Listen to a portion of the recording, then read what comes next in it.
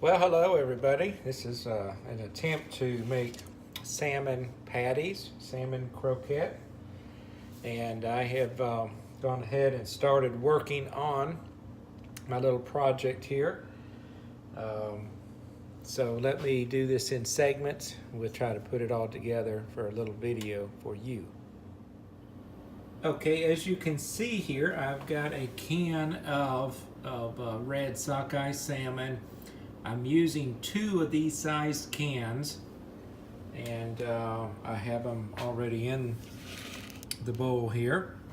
And I'm going to add to it about a half a cup of onion, although the recipe calls for a third. I like lots of onions.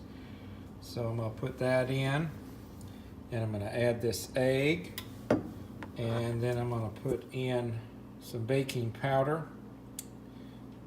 in just a minute, and I'll show you all that. Now at this point I've added all-purpose flour, a little less than half a cup, and I put about a teaspoon of this citrus seafood seasoning, but you can use salt and pepper. And then you're going to want to stir this and mix this up real well, because in a minute we're going to add a little bit of salmon juice mixture to this. So I will show you that in just a second. Okay, at this stage, what I forgot to tell you, when you are draining your salmon juice from the can, you want to save it in a separate bowl, because you're going to use some of it at this stage now. So I've taken about 3 tablespoons and I put it in this bowl of just the salmon juice. Now I'm going to add 1.5 teaspoons, not tablespoons, but 1.5 teaspoons of baking soda. I mean, not baking soda, baking powder. Get it right, not baking soda. You want to use baking powder. And you're going to slowly add it to the salmon juice, and it's going to, as you mix it up, it's going to start to fizzle a little bit. Now what this does, this will make the salmon lighter, and which is what we want to do. We don't want the salmon patties to be so hard that you could throw them up against the side of the wall.